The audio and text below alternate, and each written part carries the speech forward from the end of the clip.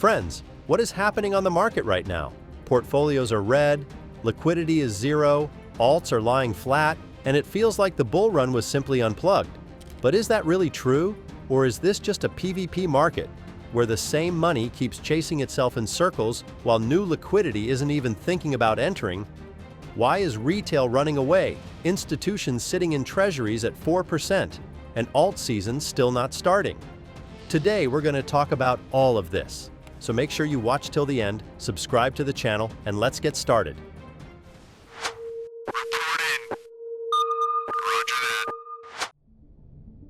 Before we start, this is not financial advice. Everything I talk about is my view and my subjective judgment. Use it as an additional point of view, not as a call to action. The market is really in a tough moment. It seemed like we had just seen a bit of positivity. Whales were massively opening giant longs, buying up thousands of bitcoins, sentiment was slowly turning, and then overnight we simply got smashed down. December has only started, the first month of winter. You really want to believe this isn't another crypto winter, but right now it looks exactly like that. A classic bear market. By the way, this November became the second worst in all of Bitcoin's history. And what's worse, every red November historically pulled a red December behind it. I wrote about this in my Telegram channel, and if you want more market reviews and insights, be sure to subscribe. The link is in the description of this video. Bitcoin fell 6% in just the first night of the month, sharp with no chance.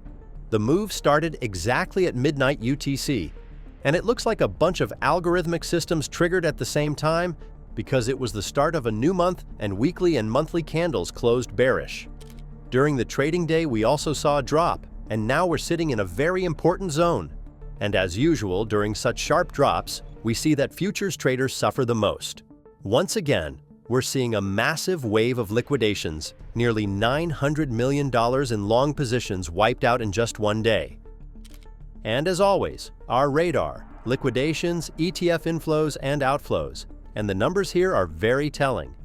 Over the past month, Bitcoin ETFs had a net outflow of negative $3.5 billion.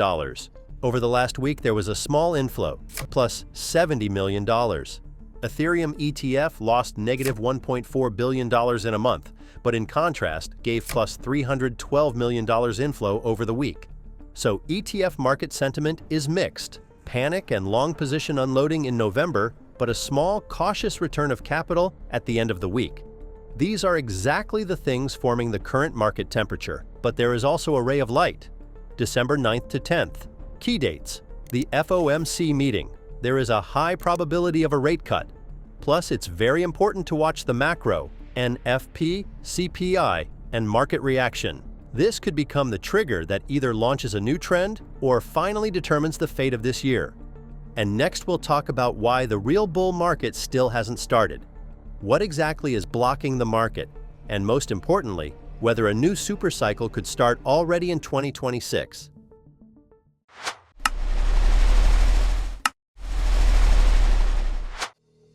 What we're seeing now is pure PvP mode. Liquidity isn't entering the market.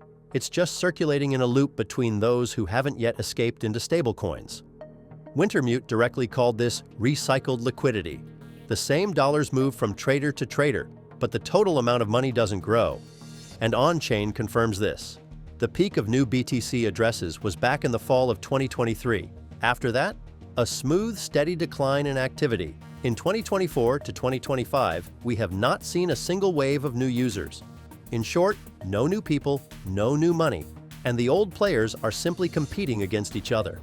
However, I want to clarify something very important here. Spot Bitcoin ETFs could have heavily distorted this picture. Since the launch of spot ETFs, we've seen a total of $58 billion in inflows into Bitcoin. So it's very possible that the number of new wallets is not an accurate indicator. By the way, it's also important to note that the market is sitting on more than $306 billion in stablecoins, but this is not dry powder ready to enter alts. This is frozen money waiting for a clear signal. Risk is allowed again. And until that signal appears, the market continues to play PvP. Why is there no inflow? The reason is simpler than it seems. People aren't in the mood for speculation. The American consumer is suffocating under debt. Total household debt, a record $18.6 trillion. Delinquencies on credit cards and auto loans, the highest in 15 years. The share of people making only minimum payments, an all-time high. And yes, even those earning quite a lot, $150,000 plus, have started missing payments in massive numbers. The situation is so bad that even CNBC officially reports delinquencies among prime borrowers have risen 130% in 2 years. In such conditions, people are not buying altcoins. People are surviving. Institutions aren't saviors either. Why would they need alts if US Treasury bills offer stable 3 to 4% with no risk? They don't need to chase multiples. They need to preserve capital. And this is exactly why there is no alt season. Alt season is always a story of excess, of easy money and appetite for risk. And right now the middle class isn't thinking about to the moon. They're thinking about paying off loans and not losing their jobs.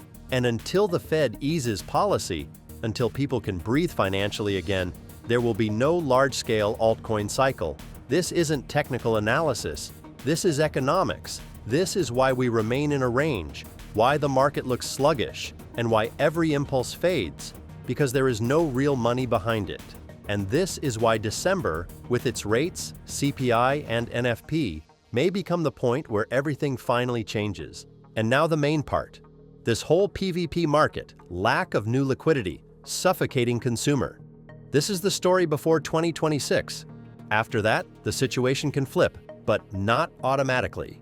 First, Powell will most likely be replaced in 2026. Trump's team is already applying open pressure, and the market knows perfectly well that the next Fed chair is almost guaranteed to be more dovish. And here's the trick. The market reacts not after the appointment, but when the hint appears. If bonds start pricing in lower rates, cash earning 4% stops being attractive, and money starts hunting for risk again. Second, 2026 is a midterm election year. Historically, the S&P 500 almost always shows a positive return in the 12 months following midterms. Not a guarantee, but a very strong pattern. After elections, uncertainty decreases, stimuli appear, and the market shifts into a mode of cautious optimism. But here's the nuance. This is not a bull market on button. 2026 is not obligated to start a new cycle, but it creates the conditions under which it becomes realistic. A softer Fed, lower rates, a restarted business cycle, and capital flowing back into risk. So the question isn't, will there be a bull run? But will 2026 give us the macro conditions that could launch one? Friends, thank you for watching. Like the video and subscribe to the channel. Make sure to leave comments, and remember that this video is not financial advice, only my view of the market. If you want to hear an analysis of your favorite coin, write it in the comments.